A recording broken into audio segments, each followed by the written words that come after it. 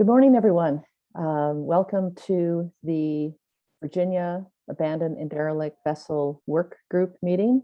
Today is October 29th, 2021. And I am Katie Register with Clean Virginia Waterways of Longwood University, one of the co-facilitators of this work group. And to kick us off this morning, we're going to go over to Jeff Flood to make some welcoming remarks and to go over briefly the agenda. Jeff. Morning, folks. Thank you all for taking time here. This is our fourth work group meeting to address abandoned and derelict vessels in the Commonwealth. I'm going to go through the agenda real quick here and give some updates, and then we'll get into our draft report, which we've circulated to this group prior to the meeting that includes some draft policy recommendations, and we'll welcome your input after a brief overview of that. I believe we have Commissioner Bauman of VMRC and Director Ryan Brown of DWR on the line, so I want to welcome both of them and thank them for their time, their busy schedules. We love their input. As we get into this final stage here, we've got a lot of stakeholder points, perspectives we've considered, and we still need to work through the state agency leadership to get things to the final step. So given a couple updates here, our previous work group meeting was June 10th, and that's where the William & Mary Law School Virginia Coastal Policy Center shared their their first complete draft of a policy white paper that they've been working on. That has had several additions and edits to it, and that will be available shortly. Katie's going to touch on that a little bit later. And we kind of got our four subcommittees who've been doing some great work over the last couple of months, beginning in February of this year. We actually pooled three of those, the policy, funding, and removal and disposal subcommittees, and had them come together to really talk about some of these, a very preliminary list of recommendations to kind of screen those before we build out to the report that we've shared and we'll be sharing today. And from that, we did some draft recommendations, sort of about a two-page document that was released in mid-September. And then once we got some feedback, we built that out into a larger report, still as short as we can make it, documenting the activities of the work group. So it's both a reference and a section on those actual recommendations that can be pared down potentially with legislators in the future. So Katie, I'll turn it over to you more on the VCPC white paper. Right, so everybody in this work group received a draft version of the white paper. Basically, it's a policy paper which reviewed what the Virginia Coastal Policy Center learned about ADV programs in other states. And then it ended up with some recommendations looking at the two biggest challenges in developing a sustainable and comprehensive ADV removal and prevention program. Right from the start, we knew that the two biggest challenges had to do with funding and then policies and laws pertaining to how to find the owners of the last known owner of abandoned vessels. So that white paper included lots of recommendations. And then we took that white paper as a stepping off platform for the report that we're going to be talking about today. So ultimately, this work group, which first met in January of 2021, will have two published reports, one from the William & Mary Law School, the Virginia Coastal Policy Center, as well as a report from this committee. We are calling this committee the 2021 report because we believe there'll be a 2022 report as well that will document any progress made in 2022 on this issue. That paper, the white paper, is basically done. They're just checking citations and making it absolutely perfect so that we expect to be ready very soon. And then the next bullet point on our agenda is about the NOAA Marine Debris Program. So NOAA's Marine Debris Program has several grants every year, excuse me, and this year, excuse me one second. This year, they have a removal grant. It's actually for FY22, And some of the partners who have been engaged in this ADV work group right from the beginning, Lynn Haven River Now, Boat US Foundation, Clean Virginia Waterways, and the Virginia Coastal Zone Management Program got together to write a letter of interest, LOI, to the NOAA Marine Debris Removal Grant Program. It's just a 2-page document that basically says, what we hope to do if funded. So that LOI, which was sent last month to NOAA, we'll find out in December if Lynn Haven River Now, which is the lead agency on that proposal, if they are accepted to go to the next step, which is a full proposal, which would be due in January. In the proposal, Lynn Haven River Now and the partners proposed to do a pilot removal of several ADVs in different habitats and in different communities. The overall point of the project would be to build capacity and to better understand all the challenges and basically inform, again, the creation of a Virginia ADV removal and prevention program. So we're very excited about the possibility of doing this pilot. If funded, the money would first be available September of 2022.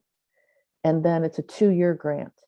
And so that's kind of the broad overview. If we go to the next step and are invited to submit a full proposal, we'll definitely let everybody know. And that would be very, very exciting. Jeff, are there any other highlights of that proposed pilot program that you want to share?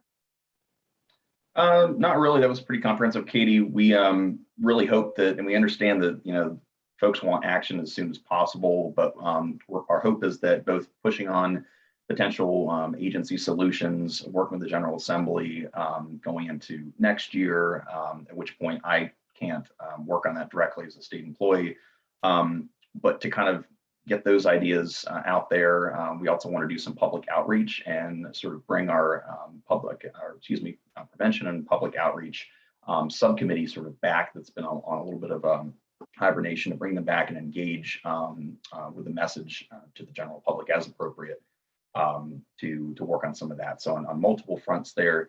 And then really with a pilot, again, as Katie alluded to, that timeline, it's not going to start immediately, but we're hoping to really ground truth things. So while they're still being worked on potentially through the General Assembly, we'll have a reference point, we'll have more up-to-date ground truth costs, we'll have a better idea of an inventory that we're working on right now, so that eventually, if there is a new program or new staff and funding, that those folks will be better equipped to tackle the issue as soon as they're starting, because of the work that we're doing at this point and continuing into next year. So that's all. I'm going to stop sharing the agenda and get to the report here. What I'm going to do, folks, is I'm going to just cover the whole report, just in case folks haven't been able to see it, to show you what it's about and the content, and then we'll kind of zero in on the recommendations so that we can get to the meat of the discussion there. But just want to give folks overview, just so we're all on the same page.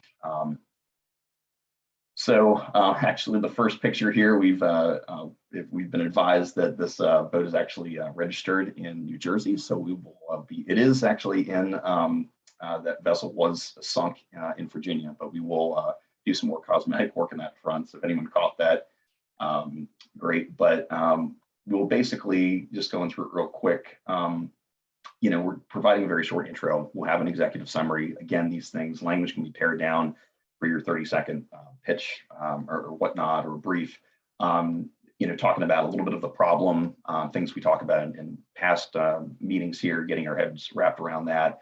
And then really just looking about our participants here. Again, many thanks to all the stakeholders and participants. A lot of folks have gone to many meetings and taken time out of their day to do this. So we really appreciate that. So give an overview of the format, participants, talk a little bit about existing authority, existing funding. Most of that did come from the VCPC white paper. Again, incredibly helpful resource there. Talking a little bit about some focus that, just to be clear, folks that have not tuned in earlier, this is, we're going to focus on recreational vessels, not commercial at this juncture. There are a variety of factors for that, but mostly in terms of the size, the cost, the accessibility of those, and also other states' programs that tend to focus on those first. Again, this is just scrolling through real quick, the duties of each subcommittee, their accomplishments, when they met, that sort of thing, not to get too much in the weeds, but just to provide that documentation as a quick reference. Many thanks to the other states. We've interviewed 9 other coastal states, including Ohio, so we got the Great Lakes, in terms of their programs. So again, lessons learned, that was incredibly useful. Talked to about 3 marinas in Virginia, again, getting their perspective, costs, logistics, that sort of thing. Inventory I alluded to a second ago, that is something we got an informal, internal database spreadsheet from Coast Guard Sector Hampton Roads here, really to prevent triggering additional missing person searches for a previously reported vessel. We're working to build that out, and we'll continue to reach out to this work group with a Google Form survey so that folks can ground truth some of the existing vessel locations Coast Guard already has, to see if they've drifted, that sort of thing, and then also to provide new input. And this effort has also been, it's focused mostly in the coastal zone. Our funding from NOAA through CZM, my program, is targeted towards NOAA coastal trust resources, such as habitat and that sort of thing. But we have included inland areas, including Smith Mountain Lake and Lake Anna in this, because ADV are definitely a statewide problem in private water bodies, public water bodies, coastal, non-tidal, everywhere. So we want to include that. We've had some great stakeholder input from those regions too. We talked about some other options that we'll consider later in terms of future recommendations, things we just need a little more time to research and build out. So here is the bulk of it. And again, this will be the focus on the discussion, but really quickly to show the format of this is sort of an overview, just how we've been talking about this process. And I should note that, as Katie said earlier, and I mentioned, this has been going on since about December 2020. I believe the first work group meeting was January of this year, and our subcommittee started meeting in February. So this has been, a pretty quick process in terms of work groups go, but it's been very thorough, and we've been trying to be as inclusive as possible and transparent as possible, getting the word out, getting continual feedback, working with agency staff to understand their perspective with any policy changes. And we're still, as I said at the very beginning, in a process of going through agency leadership before anything goes to the General Assembly or any other body that would work on, our agency committees and that sort of thing. So this is, again, it's been a great process, but we've really tried to get feedback, and we're even responding to folks yesterday in terms of comments. So it's never too late to say something, but just everyone, any newcomers, realize that this has been a pretty exhaustive process, and trying to get as folks input early and often, and working through some of those tough issues we'll talk about here.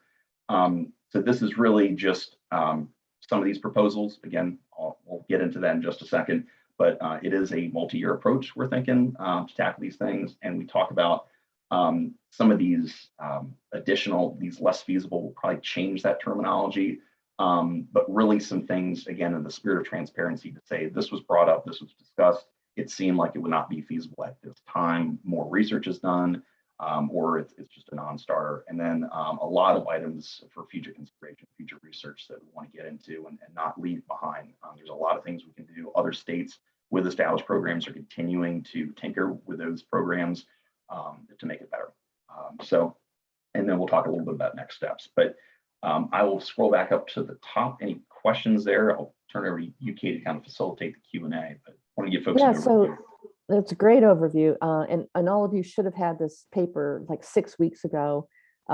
So if you have any comments for everything before page 10, so we're going to spend now a good more than half an hour gaining your inputs, starting on page 10, which is the legislative recommendations, next steps, things like that. If you have any comments on the background, which is pages 1 through 9, we don't want to take up a whole lot of time in this call. If you find a typo, or if there's a sentence you think could be rewritten to be more clear, we definitely want to hear about those tiny edits. But like I say, we're not going to spend a lot of time on that because we want to stay on the meat, and this is the meat, the recommendations. So having said that, are there any overarching thoughts or comments anybody wants to share about pages 1 through 9 before we really get to the recommendations? And if so, go ahead and unmute yourself, please.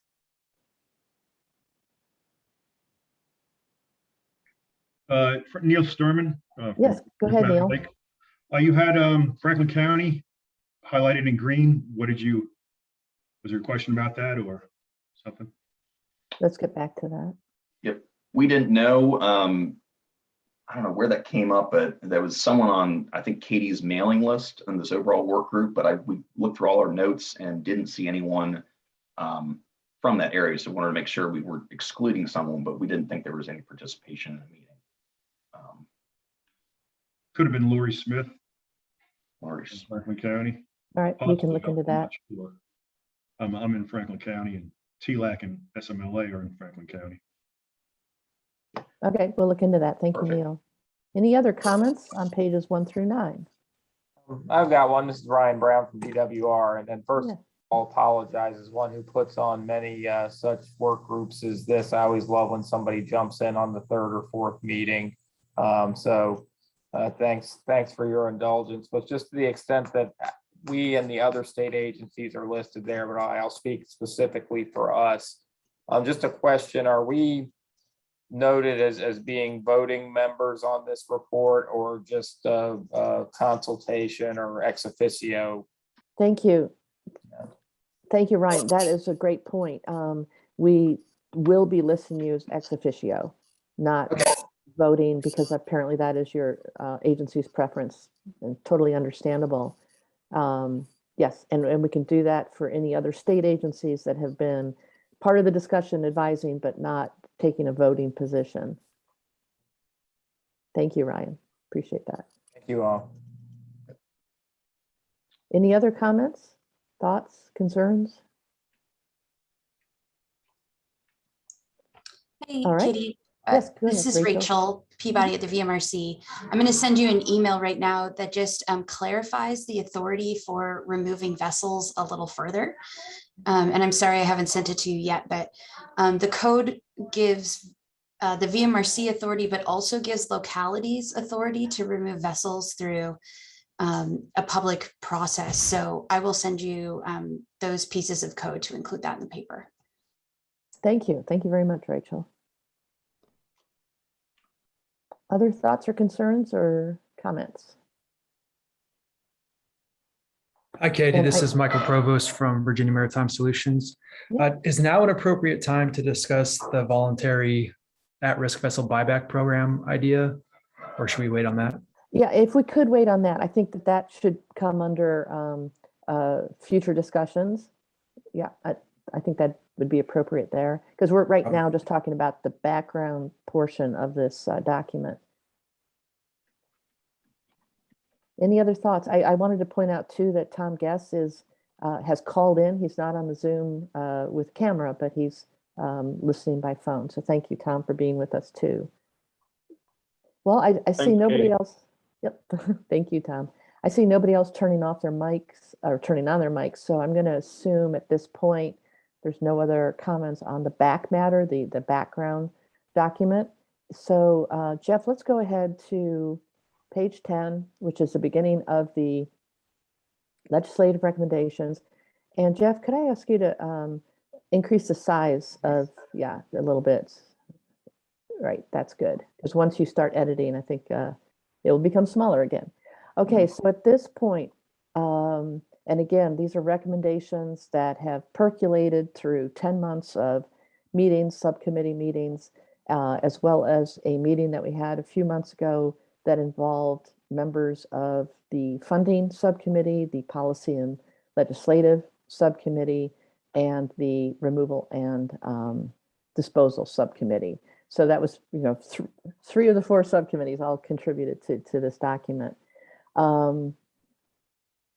I think the best way, given again that you've all hopefully had this document for over a month, I think I'm just going to open it up to whomever has one of the, let's focus on year one though. Let's focus on year one. Does anyone have a comment or concern that they'd like to share about the year one legislative recommendations in the report?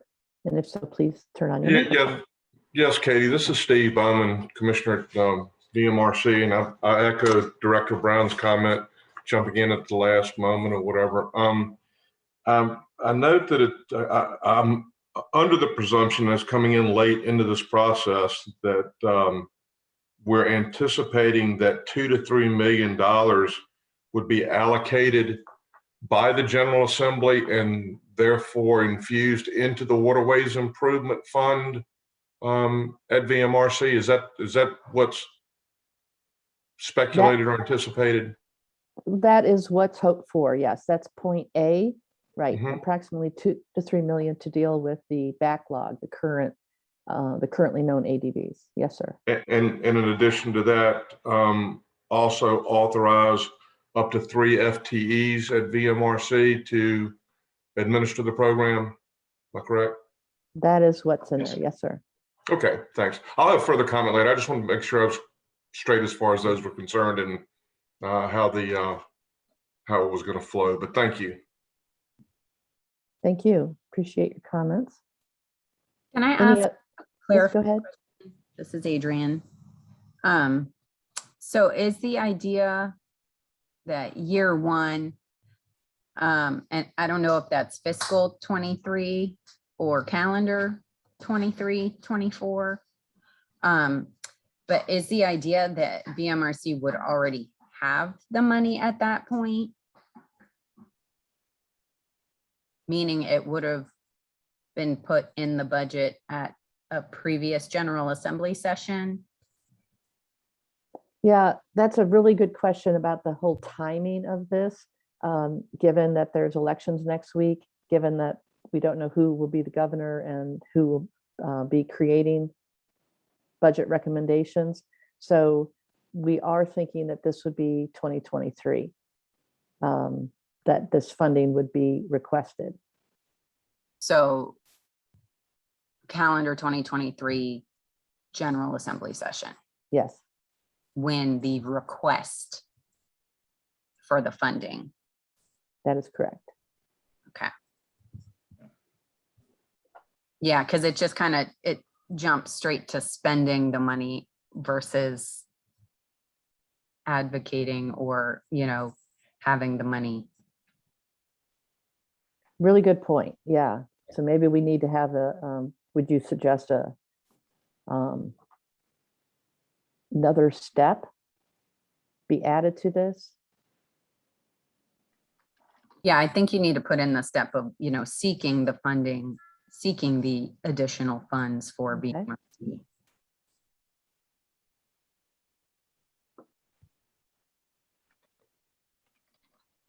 And as Jeff mentioned earlier, some of these asks cannot be done by, of course, state agencies. So we're going to have to rely on some of the many partners who have been engaged in this ADV work group to shepherd some of these requests through.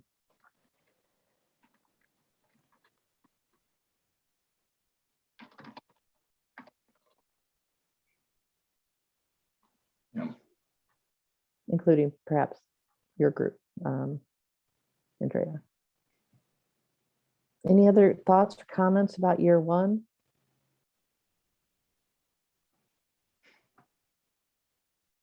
Well, yes, ma'am, if we're going to stay in year one and not go A, B, or C, if we're to the point, and I don't mean to jump into Director Brown's purview, but under item C, having been around the General Assembly for a few years, creating that ADV program fee, I will tell you, I guess maybe from a personal perspective, and having been in law enforcement a long time as well, when you start creating fees that ultimately penalize or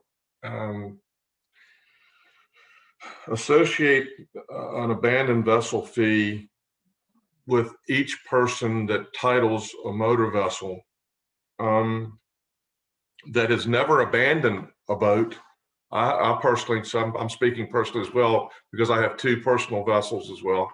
I'm not so sure how the General Assembly would react to this type of approach. It doesn't sit right with me, quite honestly, to ostensibly penalize someone for something they've never done.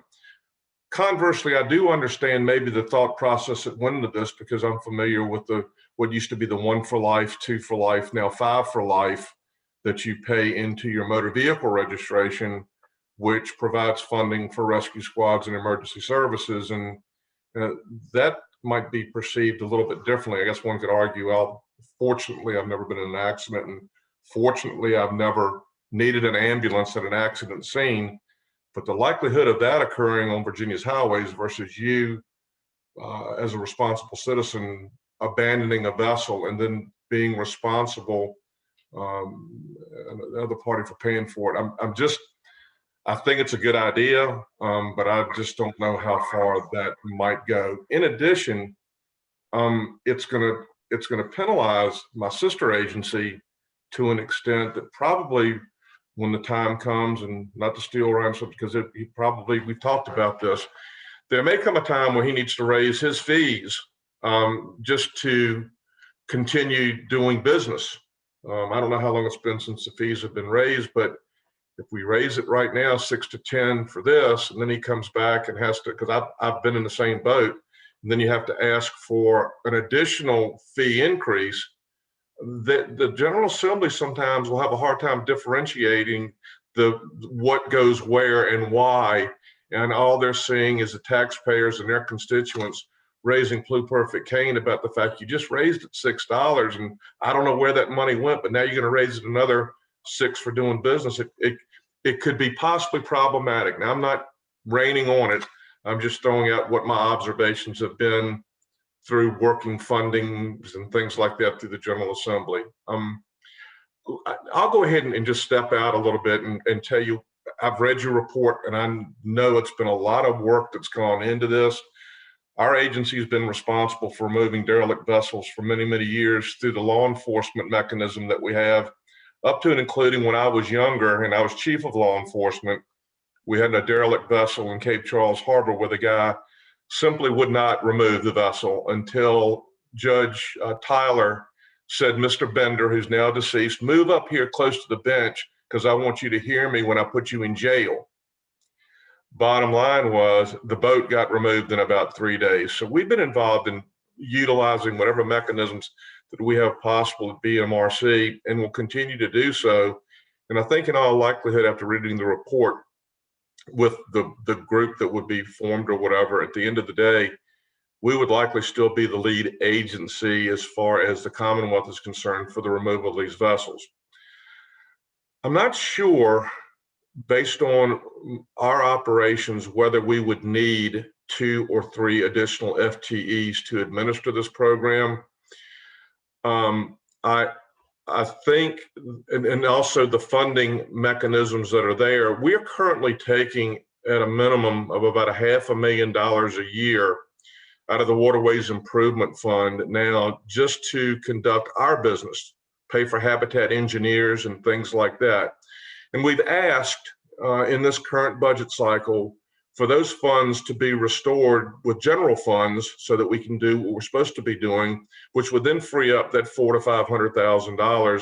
$500,000 in Waterways Improvement Fund, that we could use that and maybe a little bit more toward vessel removal. In addition, we would like to have some direct funding from the General Assembly somehow, some way, that would increase the pool. And my idea would be that while we could have the work group, at the same time, I'm not so sure the Commonwealth of Virginia wants to get into the marine salvage program. There's a lot of things that go along with this. And again, I have not been part and parcel of your discussion. So if I'm saying something y'all discussed, please forgive me. But my idea would be, let's maybe start some type of, as we were talking about grants earlier, and NGOs can apply and do this and do that.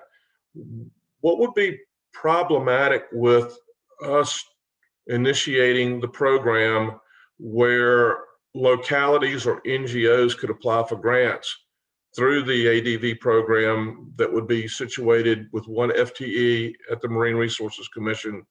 And then the review process would go into place where we would check the boxes. Have you done your correct environmental analysis? Is it safe to be removed? Is no hazardous materials there? Require the locality or the NGO to do that work ahead of time and check the boxes and come to us or whomever and apply for a grant with the cost estimate that's been competitively done to make sure that the taxpayer gets the best bang for the buck, and work it that way. I'm not trying to recreate your wheel at all, but after reading your report, I'm not so sure that maybe that doesn't deserve maybe a little consideration in the entire mix with the entire work group. So I just throw that out for something to consider. Thanks. Certainly, thank you. And that local grant model is used by some of the other states. You know, some states, they have state agencies that remove vessels, and they have grants that go to local governments. And you're right, that then the local government gets the local contractor, tower. So that is a model that we did see in other states. I guess my question is the funding source for those grants. Are you saying directly from the General Assembly, which means, and we did hear some people in the last year express concern that this should not be an expense that's borne by every Virginian, like through the General Assembly, but instead the boating community. What are your thoughts? Well, it's a double-edged sword. I mean, the boating community that's responsible is no more culpable than the average taxpayer as far as keeping the waterways of the Commonwealth of Virginia clean. And the operators of these boats are citizens of the Commonwealth of Virginia that would pay one way or the other, any way that you look at it. I'm not so sure an allocation. I mean, we have clean water grants, we have everything else, these other type of grants that are designed to ensure the efficacy of our natural resources, which are public trust. You know, an initial infusion into the Waterways Improvement Fund by the General Assembly, like the other infusions that occur, which would not be anywhere near the millions and millions and millions of dollars that we put away into the Water Improvement Fund and things like that. The first time infusion might help us move things along and get things at least to a baseline. And then maybe from our Waterways Improvement Fund, which are funds that come to the Commonwealth by virtue of dredging projects and of penalties and violations and things like that, could then be the remaining monies that we utilize. The first infusion to be seed money to get this thing off the ground and get things moving.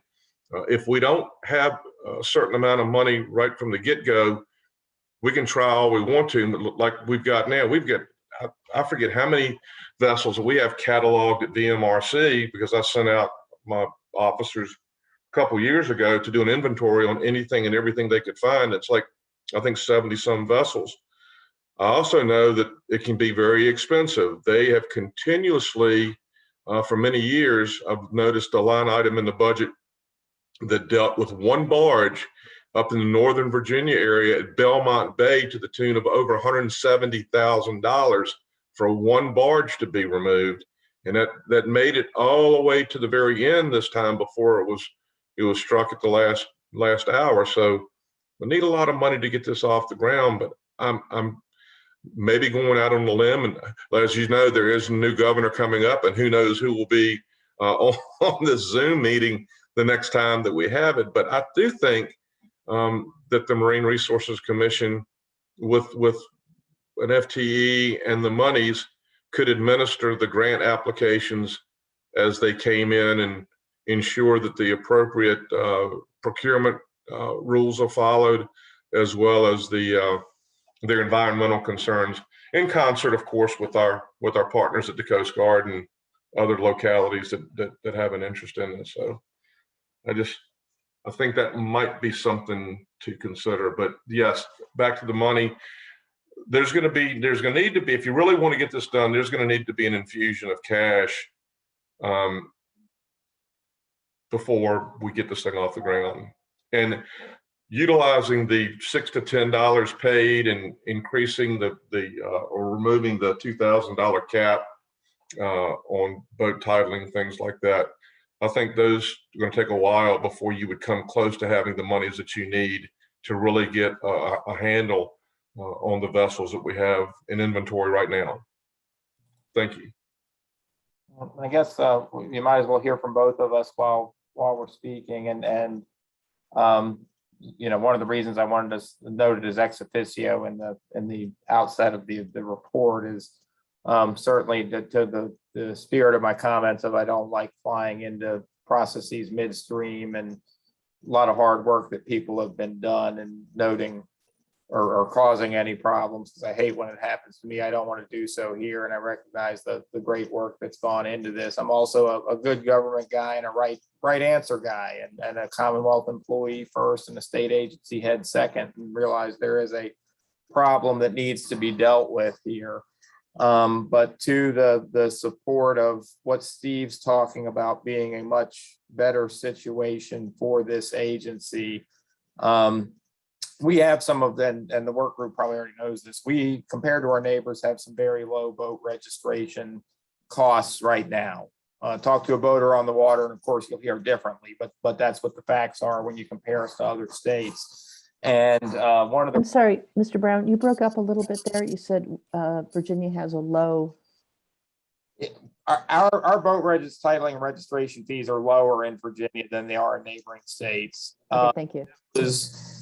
As we struggle here for operational funds for our boating program, something that came out in a 2019 JLARC study of this agency was to consider an increase in those fees at the next opportunity, which would turn out to be next year, 2022, by the schedule that's set forth in the code to help fund operations. And so if you know, this group in the General Assembly went on to decide that the right solution to this problem is this new fee to be added onto our existing fees, and they well could, and that may be the wise choice, but a consequence of that would be practically it's going to prevent me from making the fee increases that I need, because our boating constituents are going to see it as our registration just went up. And so if you hit us for $6 to $10 for this purpose, they don't really care what the purpose is. If I try to come back in another year and increase by $5 in order to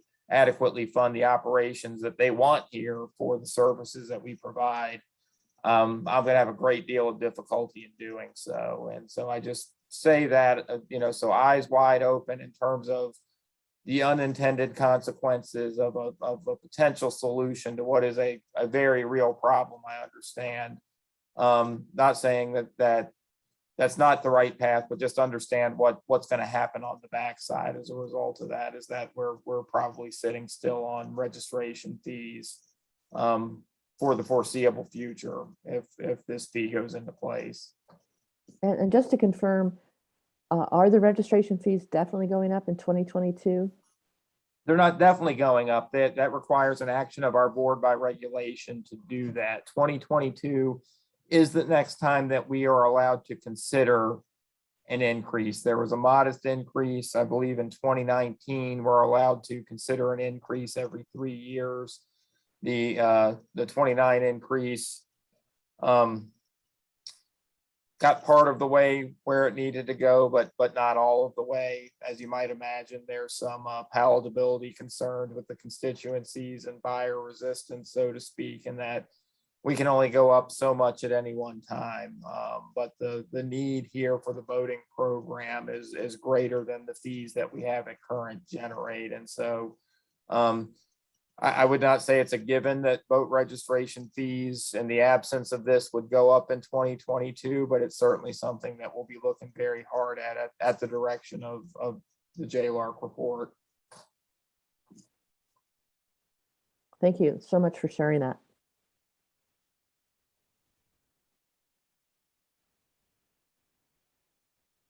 And we certainly understand that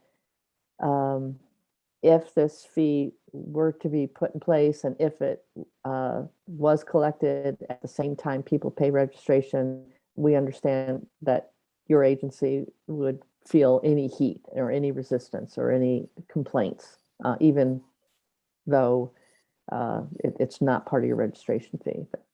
Yeah, we most definitely would. And by the way, not afraid to do so for the right cause. Like I said, I'm a Commonwealth guy first and a state agency director second. That's all of our jobs, my job, Steve's job. So the right answer is the right answer, whatever that turns out to mean.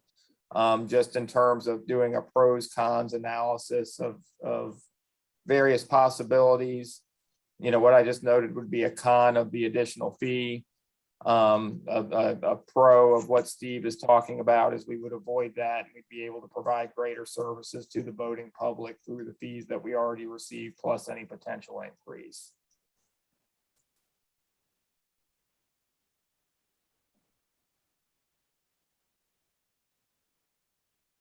Any other comments, thoughts, concerns? This is great information.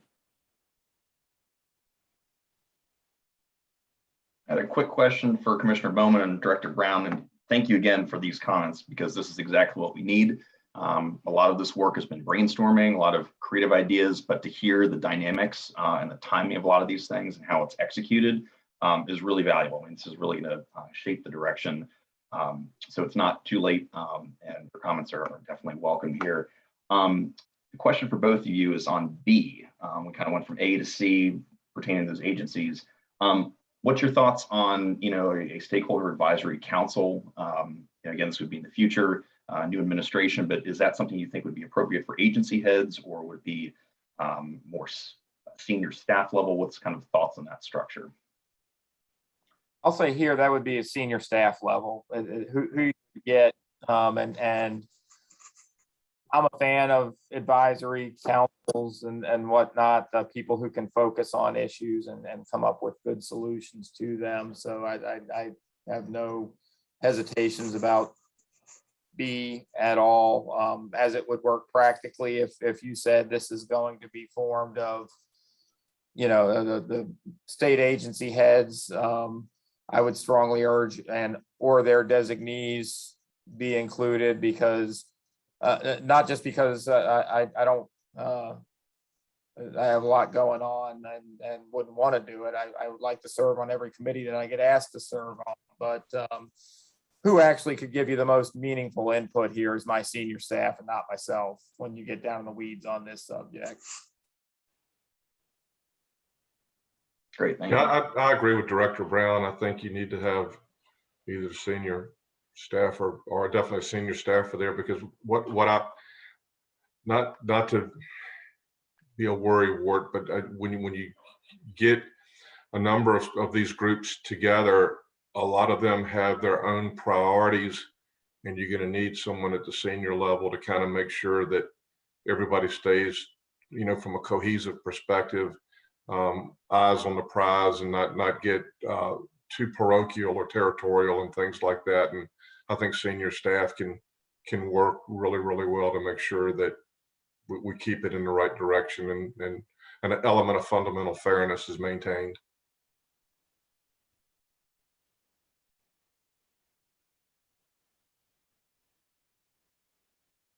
I'd like to hear some more thoughts about the feasibility. Those of you who have worked with the General Assembly and made budget requests, the feasibility of the General Assembly supporting such a kickstart to a program with 2 to 3 million. And I open that question up to everybody, including those of you who are able to lobby and do things that state agencies are not allowed to do. Since I'm on screen, I'll go ahead and just kick off from the state agency perspective, as someone who's always on the hunt for money, and tell you any proposal that seeks additional funding is an uphill battle always. And that includes, by the way, the fee proposal. fee proposals or direct appropriations, all of them are going to be looked at with a high degree of scrutiny. And I don't know that one's any easier or harder than the other. I'll let some others comment on that. But, no matter what here on what is a very recognized problem by all of us, Steve and I included, looking for additional funding is one of the more difficult things, at least from the state agency perspective, that we undertake. I agree with Ryan. However, we have had the benefit in kind of fits and starts of the Tidewater area of like Norfolk, Virginia Beach, places like that, which has a high degree of tourism and a real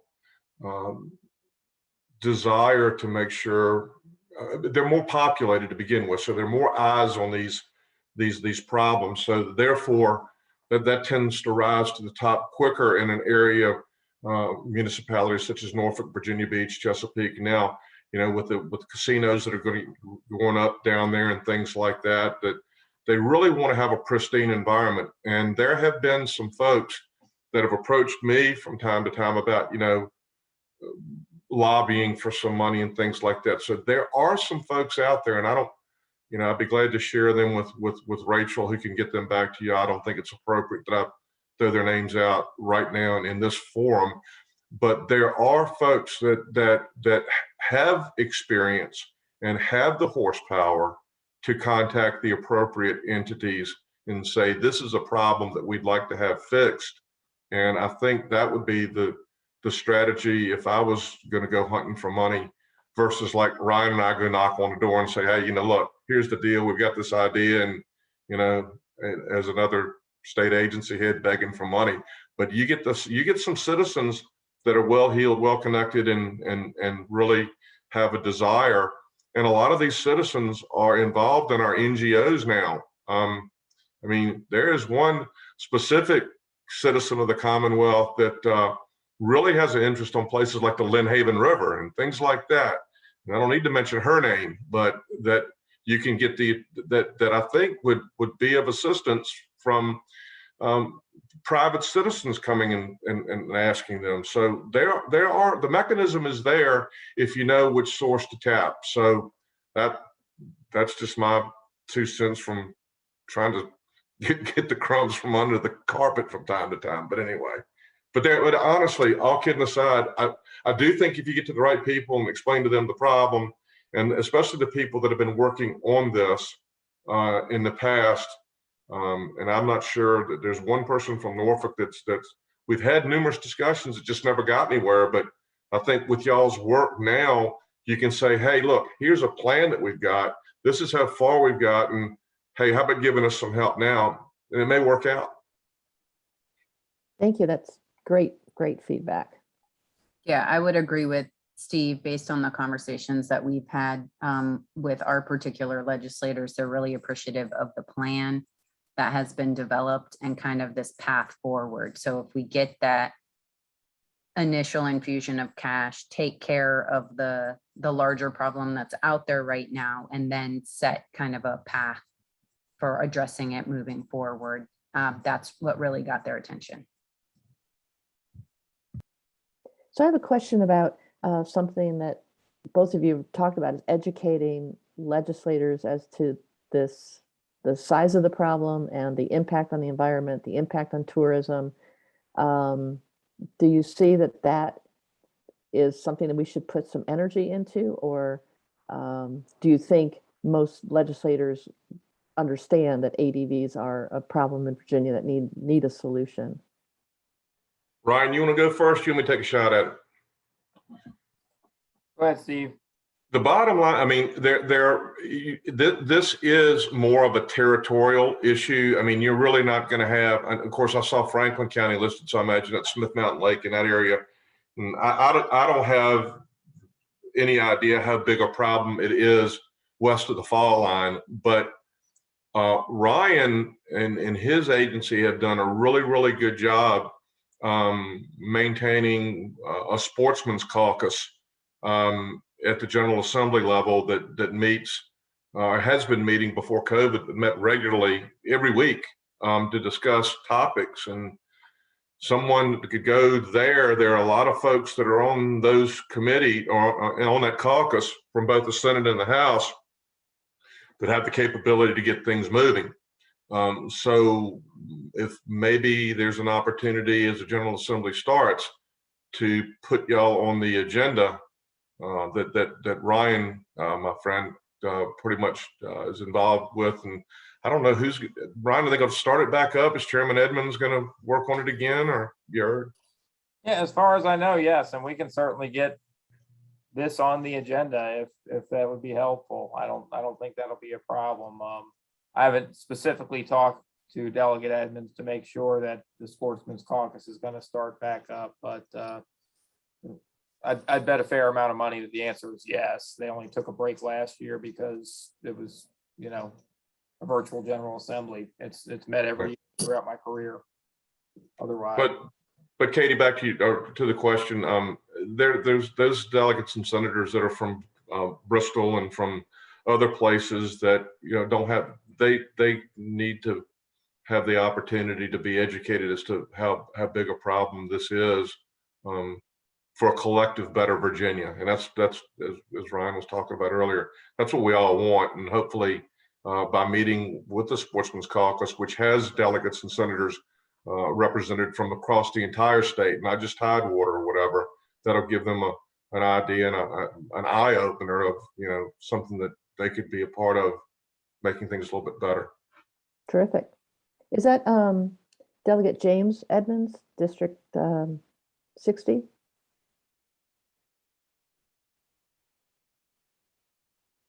I'm sorry, you're on mute. yeah, sorry, I was muted. Yeah, Delegate. Yeah. Davis. Okay, he's my delegate, so. There you go. Well, there you go. There Excellent. you go. All you do, I think maybe, since you brought that up, maybe a private meeting with him before the Sportsman's Caucus with a report in hand might be of benefit. Okay. Great man. So, yeah, I don't know if you could answer this, but one of my thoughts as we've been talking about this possible path of asking for an infusion of cash to take care of the problem, get something going, instead of pursuing a fee, an additional fee as people pay their registration fees. Is this report, could we use this report to say, we were thinking of going with the path of asking for a fee, but instead, if the General Assembly can help infuse cash to get the problem solved, we won't go with the fee? I mean, kind of use this as I'm trying to think of the right word. Baseball bat's not the right word, but you know, an alternative path that's less desirable, so they would be more open to perhaps an infusion to get the program going.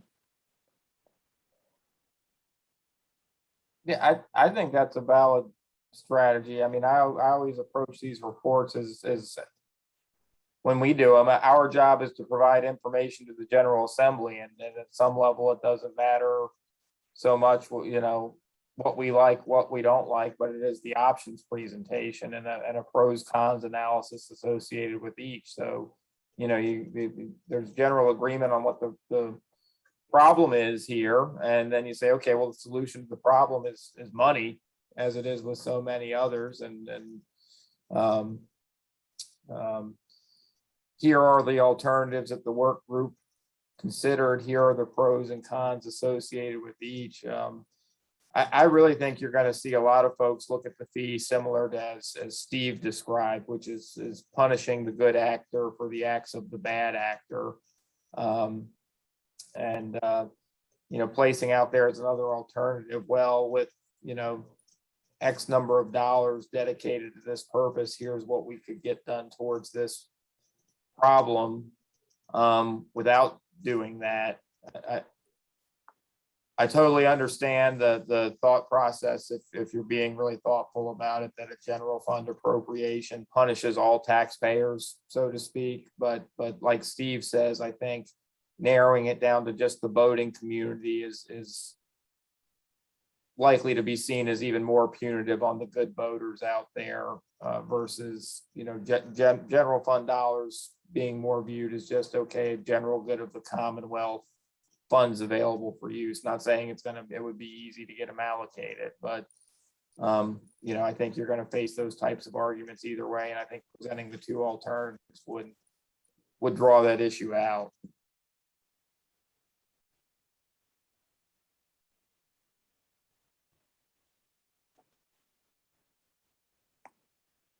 Well, thank you. Other input on what Director Brown just shared with us?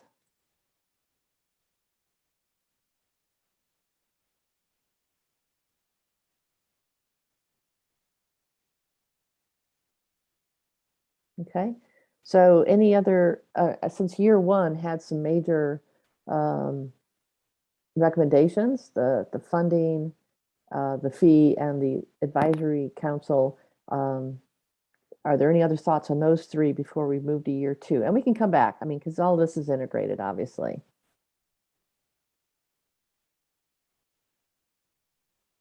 Okay, hearing no comments, let's take a look at some of the key.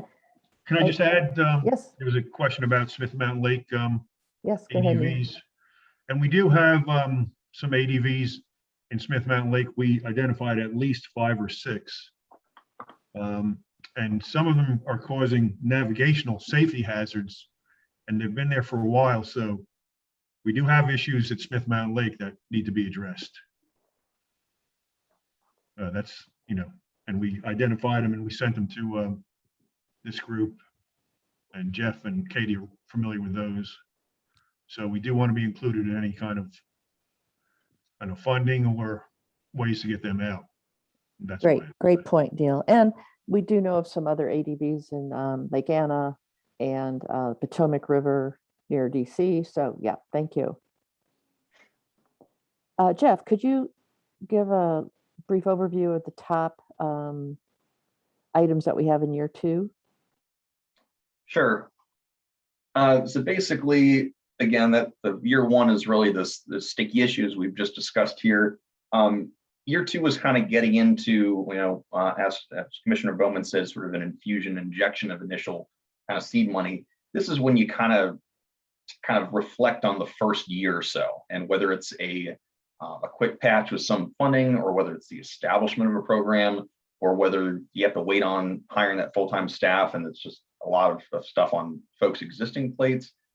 Year two is when you really look back and say, is this sustainable? What is our progress? How many vessels have we removed? Is it something that we can say and justify for additional funding in the General Assembly? Like, look, this has really been efficiently and professionally administered. We have a lot of citizens who are very happy, just those sort of things. So it'll be a little bit of internal and external assessment. And so you get in that, you're viewing it kind of through that lens. This is something where I think we already know the answer to A, and just talking to agency staff, and I believe the leadership here will probably echo this, but for the interagency funds, we were trying to wrap our heads around if there were to be a fee, and if the MRC with DWR, if the MRC were to administer the program, how would that funding be shared? And I think we're kind of getting away from the fee, but again, if I could, if y'all could humor us with just how that might work if it was no problem at all to set up said fee with DWR and have MRC administer the program. Is there any obstacles in sort of how that funding would be transferred? I know that Tom Guest of DWR told us about the process of where the existing fees go. They go to the General Assembly, then go back, and that's sort of a convoluted process. So I don't know if there's anything y'all wanted to add on that.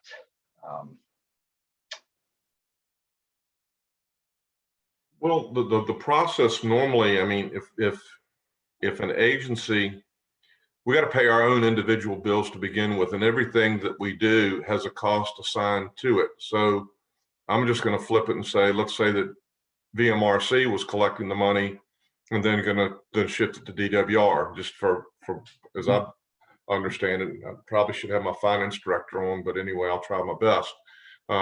We collect the money, and then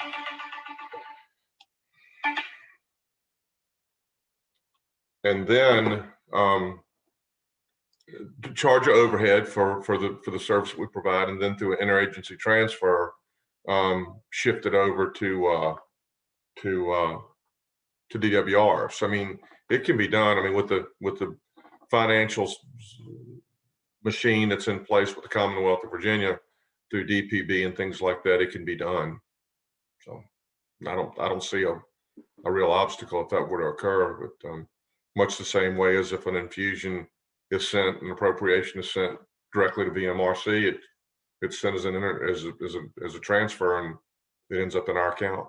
It's not really complicated. Yeah. I think Steve hit it on the head. You know, it's nothing super complicated about it. We certainly do transfers to other agencies without difficulty. So like him, I should probably have my finance director on here, but somehow they make it happen.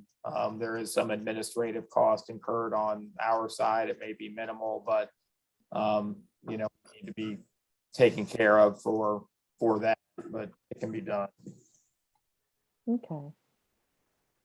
So looking at the clock, we've got a little over 20 minutes left, and we definitely want to get to some of the longer vision items that we had. So if there's any other comments on the year 2, please make them now. If not, I'd like to go to the year 3. There's some big thoughts in year 3. All right, hearing nobody. So in year 3, we had proposed the setting up of a voluntary vessel turn-in program. This is where people have old boats. They're shocked when they find out how much it's going to cost for them to correctly dispose of it. And so they can turn it in to, and again, this is something that's done in many states to get derelict vessels out of the water before they sink. And they say that it costs about 1/4 as much to remove an old derelict boat that's still floating as opposed to once it becomes abandoned. So turn-in program, at-risk programs. This is where law enforcement on the water interact closely with the boating community and say, boy, this boat looks like it's on its last legs, and speaks with the owner about the turn-in program. And then we also will be continuing to look at recycling and reuse options, especially for fiberglass boats. And we had a whole session earlier this year on what's being done in other states to find alternatives to landfilling old fiberglass boats. But at this point, in addition to getting your input about vessel turn-in program, I'd like to ask Mike Provost, who we met with last week, and he had some other ideas that, if Mike, if you're on, you could go ahead and share with that, or share your ideas with us. Yeah, thanks, Katie. And I'll keep this very quick. So one of the things that I was kind of brainstorming is similar to firearms turn-in. If you had sort of a at-risk vessel buyback program, where if somebody had a vessel that was just sitting on their pier and they knew that it was in bad shape and they had no intent to fix it up or sell it because it was, you know, derelict, could the Commonwealth buy that back from the individual for whatever the purchase price is, $500 or something, just to help prevent that vessel from becoming abandoned? And as we all know, at that point, the price for recovery and salvage skyrockets. So just trying to get ahead of that problem and buy that back voluntarily in advance. I'll stop there. Well, thank you, Mike. And I wanted to point out too, a few weeks ago, I typed into Google, what do I do with my old boat that is really expensive? And number 1 was sell it for next to nothing to somebody else. You know, make it somebody else's problem. So that's why I thought Mike's idea here was interesting. So at this point, any thoughts at all on vessel turn-in programs, at-risk vessel buyback programs, at-risk vessel identification programs?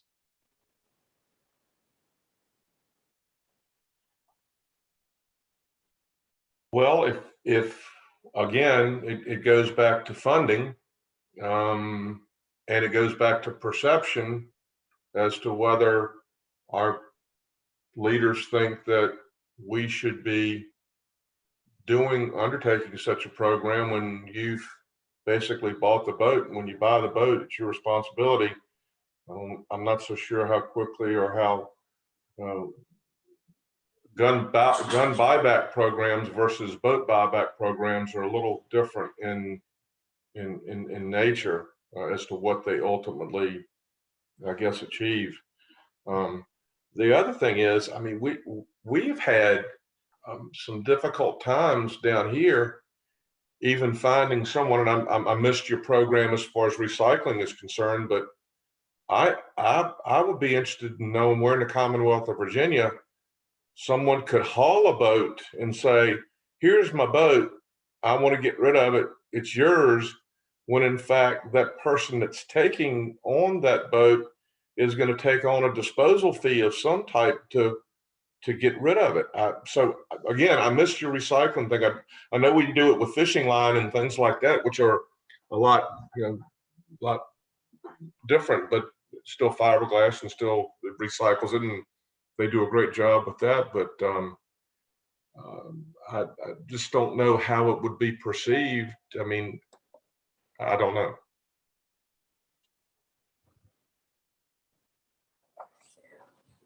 Well, so you're talking about people who have a derelict vessel on their trailer in their backyard, not in the water. Yes. And that's really interesting too, because we early on decided that an ADV program would focus on the boats in the water, not in the backyard, but we recognize that that's a big problem too. We also heard from Department of Transportation about people who abandon old boats in public parking lots rather than do the disposal costs. So we do understand there's land-based ADVs as well. Yeah.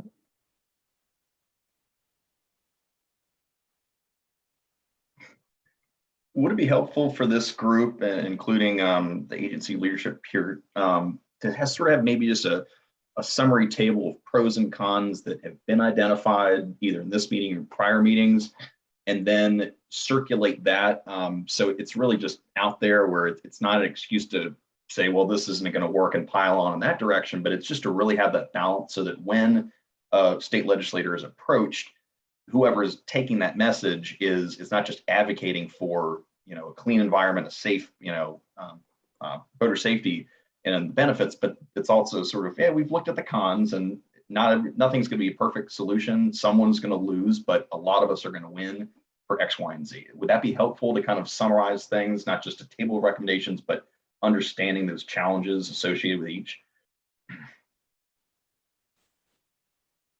Well, I think so. I think every allocation that's done, regardless of what it is for what program, is a cost benefit analysis conducted to see what's good. And, not to get into, I'm not going to get into other programs, but some may think a program that 95% of us think is good, but 5% are going to say that's a waste of money. Well, yeah, I think, to show them both, at least it's, at face value, you're being upfront with them and saying, look, nothing's ever perfect, but this is a heck of a lot more perfect than it is imperfect. And whether I'm here or whether I'm gone, I'd have no problem whatsoever testifying before a committee if thought it was appropriate, of all the many complaints that I get as it relates to derelict vessels. We had just one up in what we call the Middle Peninsula area, that I know I got 5 or 6 calls from delegates, senators, former secretaries of natural resources over one boat. So yeah, I mean, and there are those out there that probably, if you haven't heard from yet, you probably will hear from, that are different from the ones I was talking about earlier. I'm talking about ones that have experienced this recently, that believes that there should be some money allocated to this program. And I think one specific individual has let others know about that. So yeah, I mean, honesty, sometimes it doesn't seem to be expeditious, but it's always the best policy. So leave it at that. Thanks, sir. All right, with about 18 minutes left in today's meeting, are there any other thoughts on at-risk vessel buybacks or at-risk identification? Of course, as we've just heard, it all depends on funding. I'm wondering too, the role of an inventory. We do, as Jeff mentioned, have a preliminary inventory that needs to be ground truth because it includes some vessels that were abandoned years ago. Are they still there? Have they moved? Have they been removed? Have they sunk? We don't know all those answers. So if a group of people were to make a push to the General Assembly for funding a program, how important is an accurate, up-to-date inventory? I mean, should that be a big priority for us this winter? I think I know the answer, but I'm going to put it out there anyway. Well, as I said, we already have a book that has an inventory of probably 75 vessels, I think is the last count when I checked with my chief of law enforcement. If you have an inventory, I know Director Brown and I, between us both,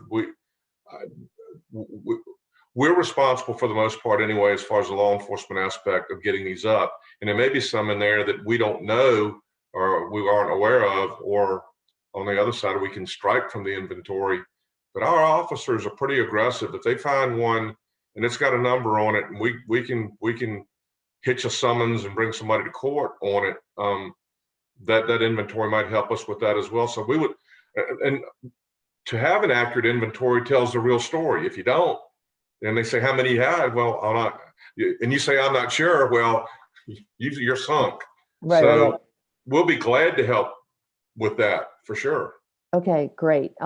We also already had plans for this fall. We have a Google form for boaters to report ADVs. So I think this will become a winter priority to work closely with you with the inventory you already have. We've already got inventory from the Coast Guard, but make one good up-to-date inventory.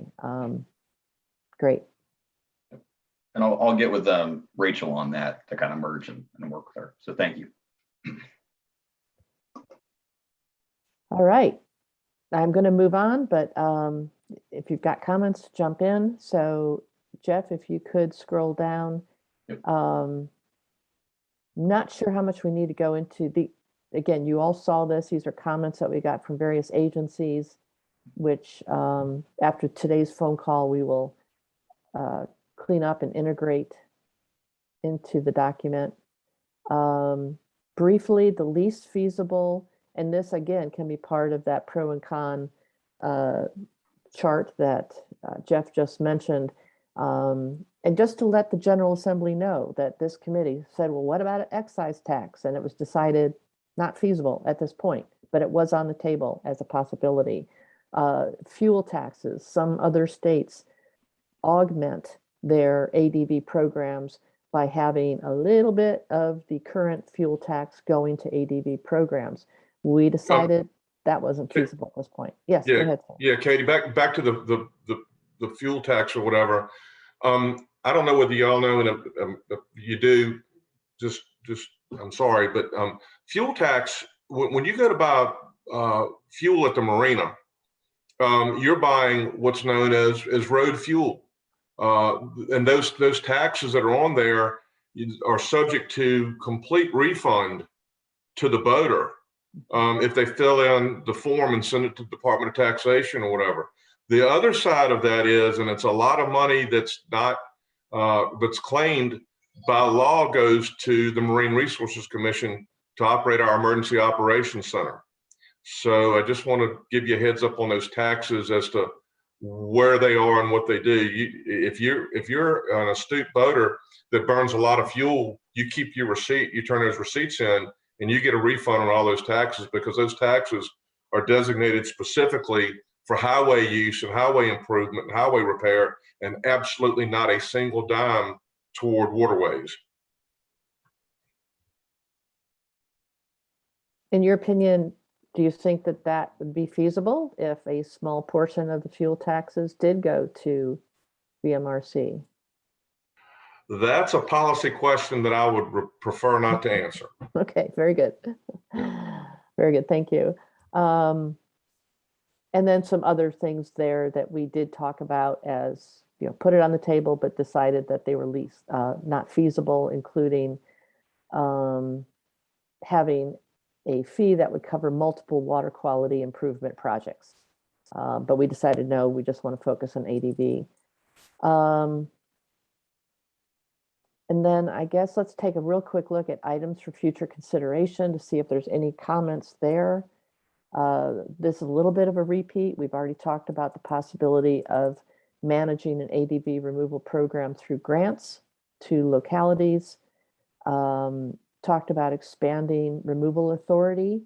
Right now, just VMRC has authority to remove, and as Rachel said, some local governments. And then we've got the turn-in program, a fiberglass hull reuse program, hopefully in the future. So you can read it. Any comments there that you have?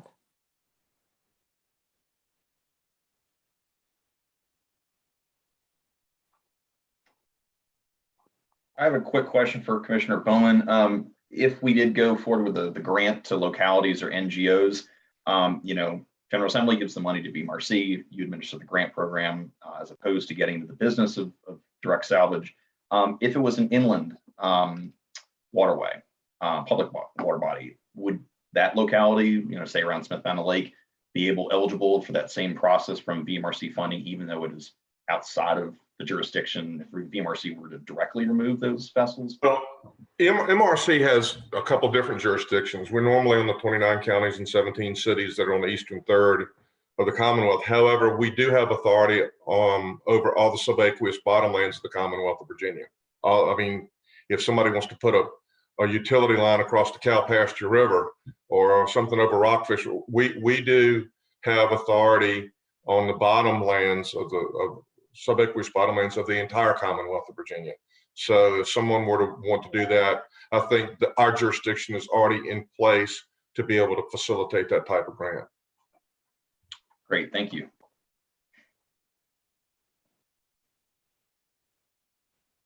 Something that also has come up nonstop throughout this year-long process.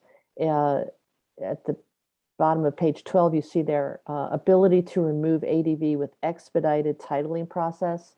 And I know we already heard that DWR has made some changes recently, but I think there's a lot of frustration that it takes quite a burden on a marina or a landowner who gets an ADV on their property or at their pier. So any discussions on that, making it easier without taking away personal property rights of the boat owner?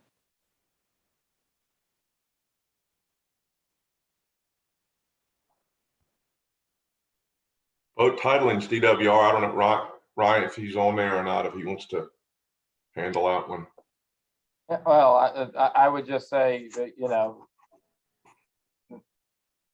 great topic to bring up, how to reconcile, rapid removal versus Steve Bauman showing up after his vacation in the Bahamas and saying, where did my boat was, is tricky. It's a tough one for us. And I'm sure as Tom Guess has discussed on here, and he can feel free to jump in. We've tried to do what we can under existing law to make it as easy as that law permits. But I can also tell you, over the years being involved with this agency in different capacities, every now and then somebody pops up who says, hey, I was in France for a year due to circumstances beyond my control, whether they're telling the truth about that or not. And I came back and my boat's gone. And what's up with that? So it's just a tough topic. But Yeah. Sympathetic to the marinas who get stuck with some of these boats on their premises that are truly abandoned. And if they're on shore, that's one thing. But they're in the slip and they're sunk in the slip or whatever, there are not many marinas that are going to have the resources to be able to extricate those. I mean, we're back to the same dilemma that we were in to begin with, as far as derelict vessel is concerned, because that's what you end up most of the time with. People aren't leaving boats there that are, that are suitable to operate. They're basically tying them to the dock, leaving them, and then going to California and things like that. And that's the frustration that we have. We, as I said before, aggressively chase down those that we can find that's got a title or a hull number or accurate registration, and issue them summonses to come to court and do anything we can to compel them to do what's right. But the problem is, even if it's floating, what's the marine operator going to do with it then? Is he going to take it down the road and leave it there for VDOT to have to deal with? I mean, it really is. It sounds goofy, but it's a vicious circle until we find out what we can do at the end of the case. So Right. Yeah, just yesterday I got an email. It's money. It's all money. Money, right. Yeah, just yesterday I got an email from a marina owner who has to deal with an ADV, and the previous owner said, "Oh, I donated it to a charity, but I just don't have any paperwork on that, but it's not mine anymore." Yeah, it's a tough one. All right, so we've got 7 minutes left. Open comments from Katie, anybody. Yeah. This is Rachel Peabody. I have a quick comment on that. I just put in the law 15.2-909, which gives the localities the authority to remove vessels in that situation. So sometimes, like the city of Norfolk will help a marina out if they go through that 30-day process to remove it. So I just want to bring up again that the local governments have probably more authority than we're giving them credit for, as being a partner in this situation, to be able to remove, at least to mandate removal of a vessel like that. Thank you, Rachel. And I see there's a question from Jesse. Jesse, do you want to ask your question to Rachel? Thank you. Yeah, I was just saying that as far as I'm aware, no localities have actually passed any ordinances, and that they would have to actually pass an ordinance to have that authority. But you're right, the state has given them that authority to pass an ordinance, but so far they haven't taken advantage of that. So that's why it's not something that we focus on. We talk about it in our white paper, but it's something that hasn't really happened. So maybe the outreach component or more public education could be something that goes toward getting them to exercise that right and take an active role in dealing with this issue. Yeah, so the city of Norfolk does it regularly. They do, 4 vessels a year, something of that sort. So I would talk to the environmental group in the city of Norfolk, because they provided me their information on how they've been doing it as well. And then Virginia Beach has also enacted some of their own rules that allow them to do that as well.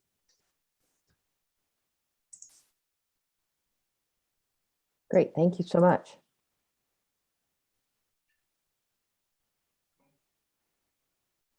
So let Other me, comments? Yeah, this is Neil Sturman from Smith Mountain Lake. So how would marina owners or private landowners with boats half on their property and half in the water, how would they report those? Would they report them to VMRC to try to get them out, or what's the process for that? Thank you.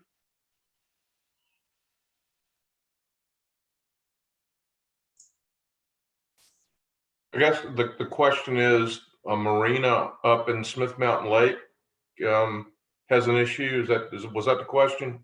Yeah, marinas, and there are some vessels tied up on landowners' property that are half in the water and half on their land. How do they go about getting them salvaged Well, with that law in effect? Well, to begin with, in Smith Mountain Lake not being titled, if it's on any portion of the property, it's on private property. So therefore, the jurisdictional aspect of it would be a little bit different. I think if the locality were to adopt the ordinance, they might be able to work it a little bit better. If it's in the water at Smith Mountain Lake, our marine police do not regularly patrol that. Department of Wildlife Resources has the authority, I believe, under that code section. Rachel, you can correct me if I'm wrong.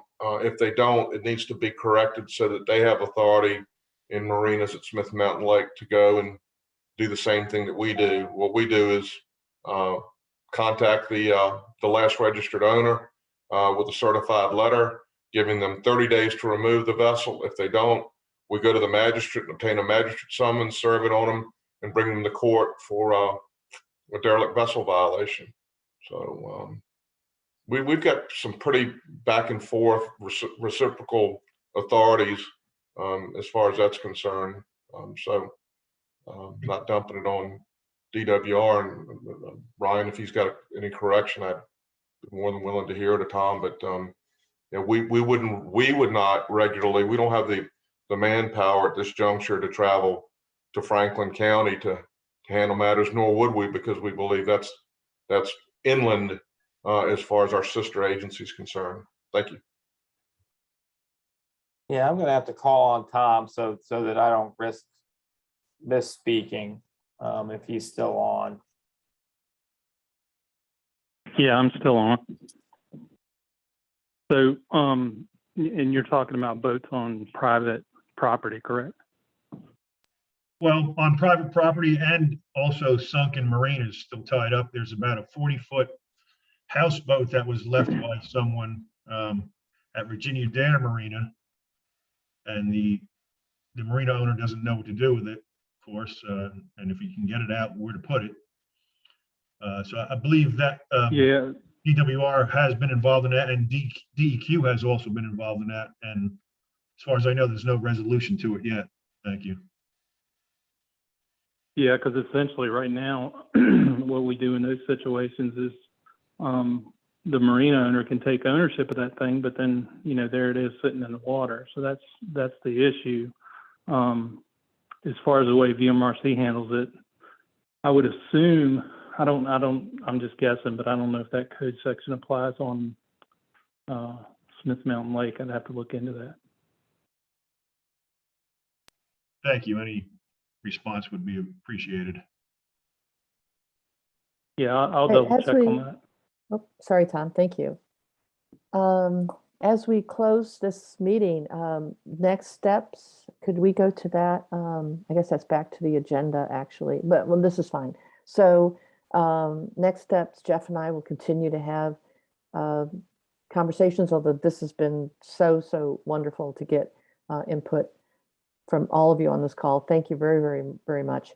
DEQ's policy director will also be taking a look at this document, the revised version of the document, I should say. And then we're going to establish a timeline for 2022, what steps need to be taken, what partners we need to engage. And I think also we'll add to this, highlight our work on the inventory, which could be, we always thought that we'd work on it this winter, but I think that's been elevated in importance from this phone call. So Jeff, any other thoughts you want to share in our closing minute? No, that's about it. Just to echo Katie, thank you all so much for this, just being everyone who's been there from the beginning and everyone who's just contributed at any time. It really has been an iterative process, and discovering, unintended consequences, understanding, dynamics with agencies, and then finally having folks boots on the ground that are living this, whether it's agency staff or folks where the boat is literally in their backyard. So we appreciate everything. And as Katie said, this plan for 2022, this process is really just beginning in a way, in terms of the action and policy next steps. But we've definitely come a long way to getting this point, and a lot of information gleaned from this. So very appreciative, and it's been a pleasure to work with this, and looking forward to keeping it going and Right. working in the future. That's another thing to hammer home, where this is, once we get the first policy enacted, that's going to be a lot of working potentially with new staff, and educating the public, and continuing to update and improve. So Right. Well, So on behalf of, yeah, Katie, I would like to also, as agency head, and I'm sure I probably can speak for Ryan at this point, but as two agency heads that deal ultimately with the end product of this, and at the very beginning of this as well, when the complaints come in, we have shared the frustration for many years of how do we take care of this problem. And it's really one, normally, we're pretty good at, not self-serving statement, we're pretty good at solving problems if we have the way to handle it. And this scenario in which y'all are undertaking is really, really important. I know to me, because people call me up, and I live on the water. I have a boathouse. I'm fortunate to do that. The last thing I'd want is a derelict vessel sunk right behind the entrance to my boathouse, and nobody could do anything about it. So this is really near and dear to my heart, personal to me, and all those other folks that are impacted with this type of reckless behavior by a small number, but a small number can really screw things up for those that enjoy the clean waters and everything. So I just want to take this opportunity to really thank all that have been involved to get us to this point. And please keep plugging along and hit those funding sources that are willing to help you. And I don't mind talking off record if somebody, or I can pass it on to Rachel or whatever, but I got a few ideas of a few names that be more than glad. If they don't know that this work is going on, they should know, and we'll be glad to help you along. But again, I really, really want to thank you for all your hard work. I appreciate it. Ditto to everything Steve just said from my perspective. Thank you so much, Commissioner and Director. We really appreciate all the efforts too that you've been putting into this for years. And so in closing, I just want to, on behalf of Clean Virginia Waterways and the Virginia Coastal Zone Management Program, which have facilitated this work so far this year, thank all of you for your inputs. And we look forward to the next step, which we will keep you all informed of. So at this point, we'll say goodbye. Thank you. And stay in touch if you've got other comments or thoughts. Bye-bye.